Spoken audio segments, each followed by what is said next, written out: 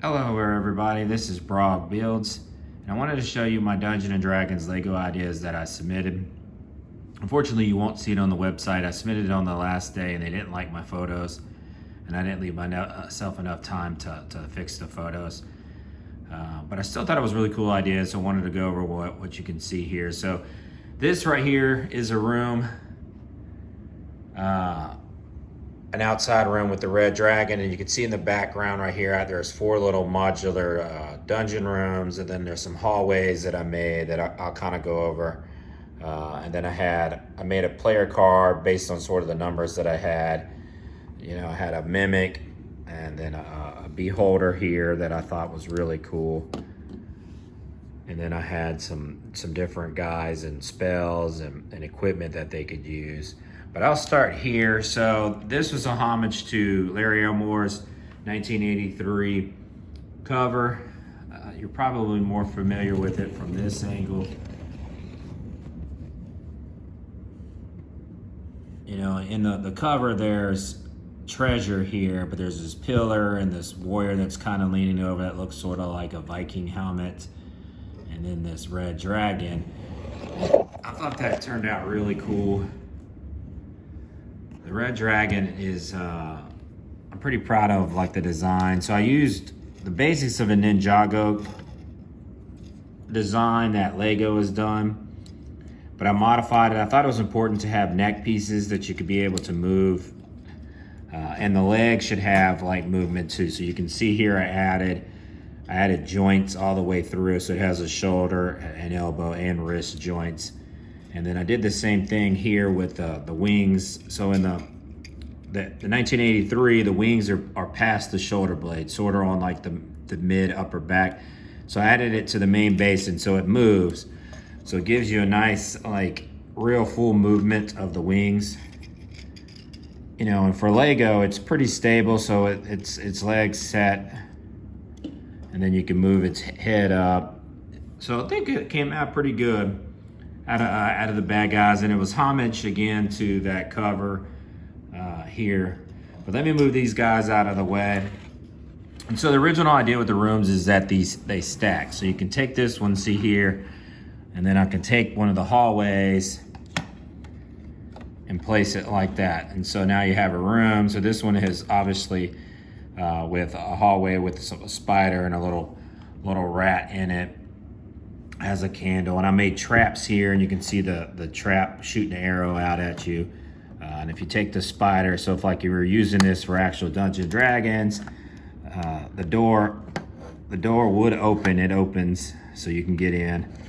Alternatively, it can make a complete room like that if it's put together. And so that was the general concept design.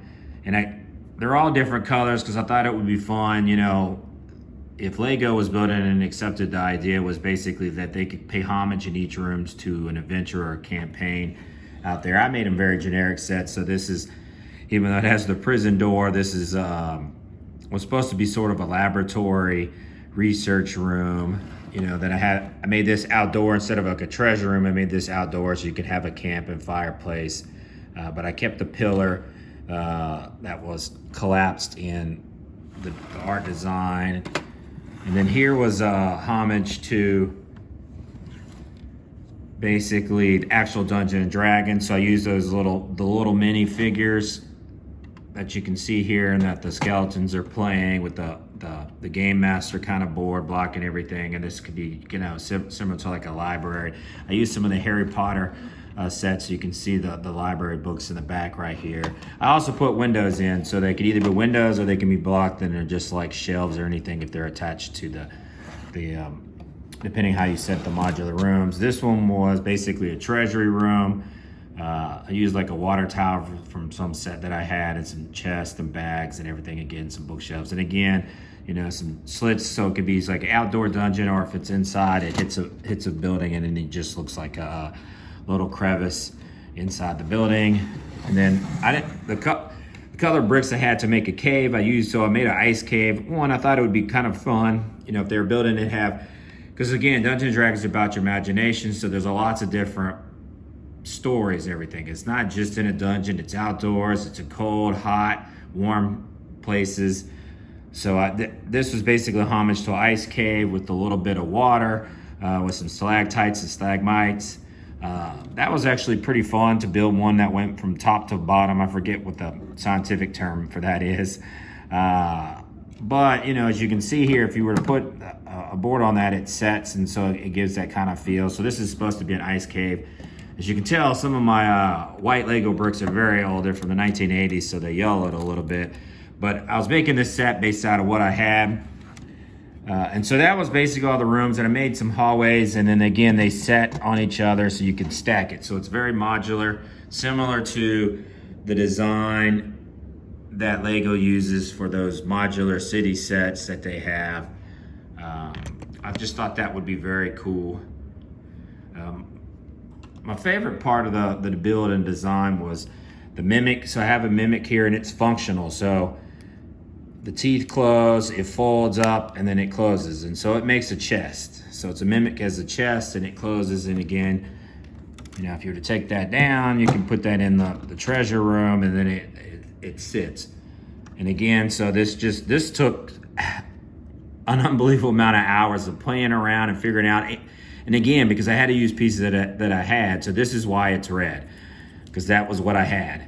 But I thought it was pretty cool. So the teeth, and I used basically some like Hulk fingers that I had from like a Hulk set with some teeth here. And then it opens up, and then these eye pieces from one of those big heads that I had over the years.